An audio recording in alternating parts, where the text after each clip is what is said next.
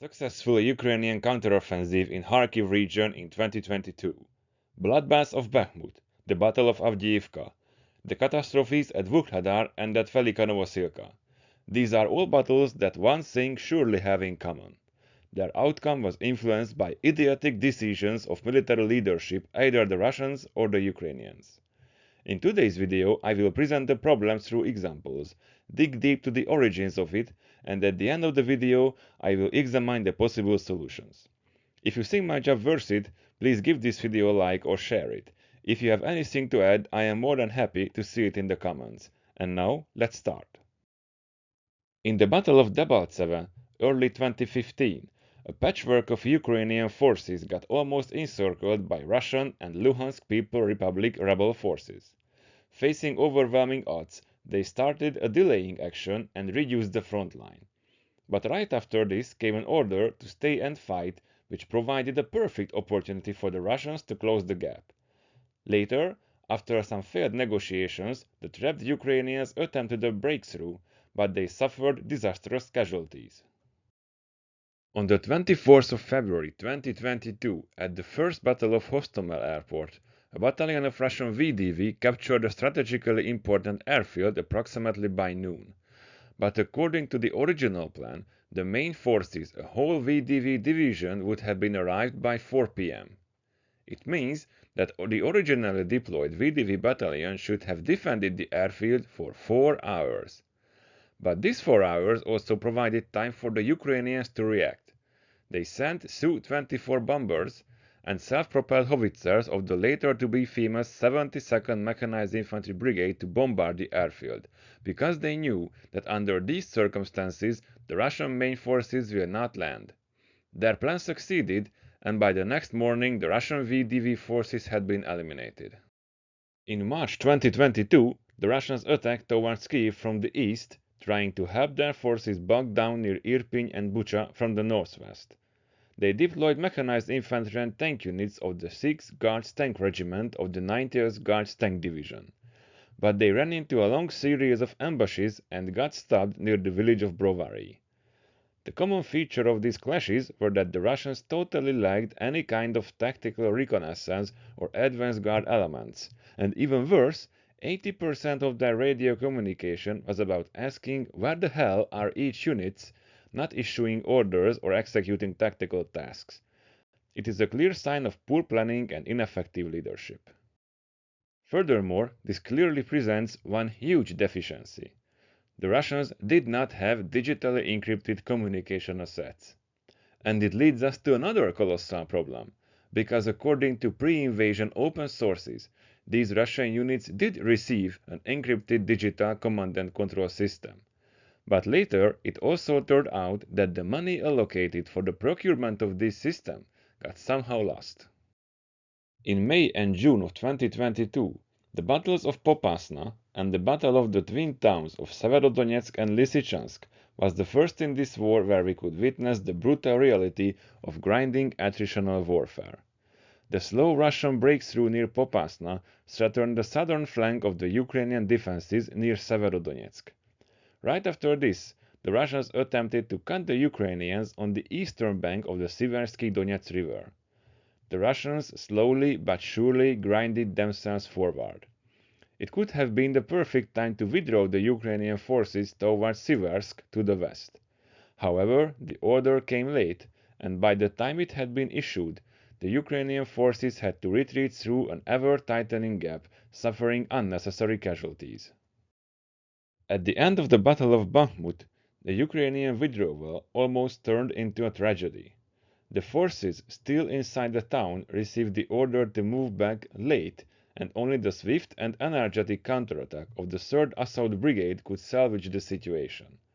But almost a year later, in the Battle of Avdiivka, this did not turn out that well. The first Russian attempt in October 2023 was beaten back, but after months of bitter fight, after suffering thousands of casualties, the Russians managed to weaken the Ukrainian defenses. It is because the Ukrainian General Staff constantly sent inadequate reinforcements, and it made the defenses understaffed. On the 2nd of February, the Russians broke through in the middle of the salient, and by the 5th they had a strong foothold in the middle of the town. The Ukrainians had 1 week to solve the situation, but they came up only with a half solution. The 47th Mechanized Infantry Brigade got deployed and helped the 116th and 110th Brigades to get out of the town, but at least a company of the 110th Mechanized Infantry Brigade were left back and captured by the Russians. The Battle of Vuhledar had already been presented in this channel. After 1.5 years of successful defense, the lack of support from the General Staff resulted that the Ukrainian 72nd Mechanized Infantry Brigade lost most of its combat power, and due to the ill-coordinated defense they got trapped in the town. They had to organize their own withdrawal against standing orders, and they suffered unnecessary, thus tragic losses. The tragedy of Velika Novosilka also had been presented in this channel. The 110th Mechanized Infantry Brigade, who had suffered at Avdiivka, got destroyed here. This was also the result of negligence and badly organized defenses. These are well-known examples when one side's incompetent leadership turned a difficult situation into a tragedy. It equally and constantly affects both warring parties. Just think about the failed offensive attempts of the Russian and North Korean forces in the Kursk region. It is impossible to overemphasize the importance of the commander in a military organization. The commander has total control over his unit. He gathers information by receiving reports, and he leads his organization by issuing orders. The order is unappealable and unquestionable. This total authority means total responsibility. The commander is responsible for everything he had done or failed to do. This authority and responsibility, mixed with a very stressful work environment, has enormous influence on the commander. Too bad that exactly these factors, authority, responsibility, and stress, the factors that can distort the personality of a man. The personality of the commander and the organizational culture defines the leadership style. Organizational culture mainly consists of the written and non-written rules, habits, and practices of the given organization. Of course, organizational culture, the rules and regulations largely define the commander's personal leadership style. This leadership style largely influences the quality of life and the quality of work in all organizations, and because of the above-mentioned importance of the commander, it is even more true in a military unit. Of course, in the military, you will get used to the constant mocking, name-calling, and insulting, and it is okay until it remains in the commonly accepted boundaries of comradeship. It can even help to overcome stressful situations and to have an easy-to-use inner language. But leadership style can have an incredibly debilitating effect on an organization if it is toxic. What does it mean? For example, if a leader withholds information in order to seemingly strengthen his authority. If the commander does not listen to subordinates' advices and does not respond to problems. In the same time, overacting the subordinates' problems have its own side effect too. If you want to make everyone happy, go and sell freaking ice cream, not be a commander.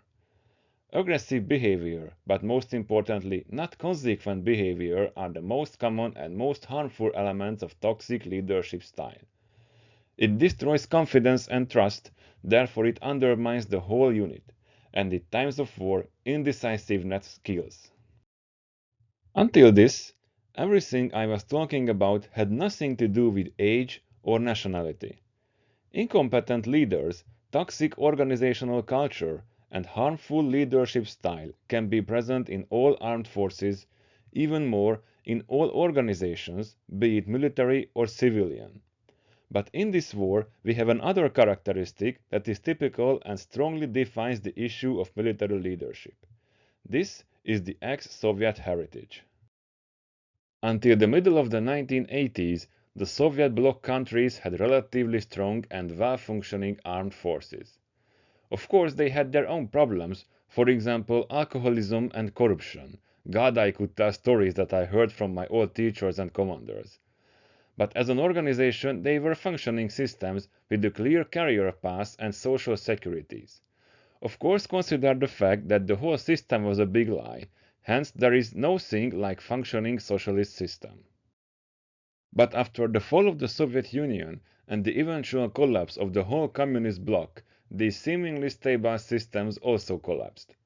The end of the Cold War made the large armed forces unnecessary. The need of dismantling the large armies also got even stronger with the economic collapse of the ex-Warsaw Pact countries. Large formations had been disbanded, while parallel with that the country's economics got into a heavy decline for the early years of the 1990s. The professional officers and NCOs got into an extremely difficult situation. Armies' numbers got reduced from a couple of 100,000 to a couple of 10,000. For example, the Hungarian army got reduced from 200,000 to 20,000 in roughly 10 years. Of course, the main reason for this decline was the constant underfunding, hence in the ex-socialist countries money was on a short supply, and it badly needed into other more crucial areas, such as trying to upkeep the dying industry and social security systems such as healthcare and education. The officers and commanders had to survive in these circumstances. Just imagine yourselves. You work in a brigade or a regiment and you know that it will be turned into a battalion, which means that 70 or 60% of you will lose his job. And in the same time, you can't do your job, you can't achieve the training standards because you have no money. In some situations, there were no money to pay for the heating of the buildings. There were no money for things like toilet paper or fuel for the vehicles. And your salary was less in every month because of the declining economy. Under circumstances like this, only bad practices and bad behavioral patterns emerge. As a subordinate, you have to say yes to every idiotic order and nod your head like this dog used to do in every car in the 80s and 90s. As a commander, you have to kick and yell your subordinates to execute orders with inadequate means. In a military like this, the training levels decline sharply, and anyone who can leaves the army. Mainly those leave the army who are valuable enough to find a job in civilian life. This fuels counter-selection. The other problem is of course corruption. In the early 90s, black Mercedeses popped up near barracks looking for business opportunities. By the end of the 1990s, the ex-socialist armed forces became virtually dysfunctional. The training levels were at the bottom. Corruption and toxic organizational culture was general and widespread. But this was not the biggest problem, because these problems can be solved in a matter of months if it is really wanted. The largest problem was the damage in the personal's mindset. The socialization of an officer is defined by the military academy he attends as an officer cadet and the first position he fills as a young lieutenant. In the early 90s, young officers got into an army which was in total disarray. Corruption was endemic, there were no training standards, everybody was lying to everyone, the total system was in a status of collapse. This is the mindset that they absorbed. These officers met also with the problem of counter-selection, and by the new millennium, when they became lieutenant colonels, this counter-selection had been perfectly finished. It is even worse if we think about that these ill-selected men now became generals. Of course, the overall picture is not 100% that sad. In the countries that newly joined the NATO, such as Poland, the Czech Republic and Hungary, the new NATO standards and the high expectations of Allied expeditional operations shed some light to the armed forces. Young lieutenants and captains in the 2000s and 2010s found themselves in a small but professional army in which, if they want, they can make a career worthy of a warfighter officer. But the previously mentioned counter-selection is still present, hence now those men became generals, and they are continuously making the young officers and soldiers' lives miserable. All of this results a system in which toxic, bad practices are common and widespread. Everybody is lying to everyone, therefore everybody is afraid to get caught. It can lead to situations where a commander, let's say a company or a battalion commander, is afraid from the sheer fact that his superior, for example a general, is coming to visit his unit. God, I saw real terror on faces saying, "Oh my God, the general is coming." Well, who cares? You should have done your job appropriately and not lie. The other widespread phenomenon is being a whore, mainly in armed forces with higher percentage of female soldiers. I must very much underline that this is not a female-only problem. The high-ranking, usually male officers sometimes directly looking for a female who is willing to make temporary relationship in order to fasten her career path. Of course, it is needless to say how destructive this thing is to professional standards, morale and cohesion. All of this means that in spite of introducing new technologies and pouring money into the armed forces for modernization, the mindset is really hard to change. According to studies, both civilian and military related, it can take up to 2 generations. Okay, after all these sad truths, you can rightfully ask, what to do? Well, the fish always rots from its head. It means that the real problem starts at the higher ranks. In case of most militaries in the world, they have a civilian authority above them. Democratically elected or a dictatorship, it doesn't matter in this case. What matters that this civilian authority must be able to see through the military as a system. Therefore, of course, with all the necessary data protection, the military has to be transparent. It is even more true if you think about that most civilian leaders have absolutely no clue about the armed forces. They were mostly lawyers or career politicians, but they only know about the army from the reports they receive. But if in these reports there are big fat lies, the government will have a false picture of the army. So yes, the first is transparency. We should be able to fire our generals if they are wasting resources, like Professor Thomas E. Ricks said in his brilliant presentation. Link in the description. But of course, if the politics are firing generals randomly and based on personal preferences, it just worsens the situation. But if we have accountability based on objective measurement standards, we can have dramatically better results. A transparent and objective measurement system can set equal and understandable standards which have an effect on the whole system. Career paths and selection criteria are clear. You know what to achieve and what to expect. If someone fails in this system, he will not be promoted or will be fired. If someone prevails, he will be promoted. And you don't even have to reinvent the wheel. Scientifically and historically proven standards of a good military leader are well known. They are just needed to be implemented, which is the most difficult part. Another good news is that these corrections does not have to be perfect for the first time. Imagine a system that is in complete disarray, just like those I've described some minutes earlier. The smallest positive change can have a huge morale boost. It does not have to be perfect, it is enough that it is a bit less miserable. As negative things attract the negative, positive things attract the positive. It is an extremely difficult process that requires devotion and years, if not a decade, of consistent development and discipline. But this is the only way to really create a functioning military. And another good news, for the end, this military does not have to be perfect. It is enough to be just as good to beat your enemy, because this is the only thing that matters. That is all what I wanted to say. I hope you liked it. If yes, please give this video a like or share it. And if you have anything to add, I am more than happy to see it in the comments. Thank you and see you soon.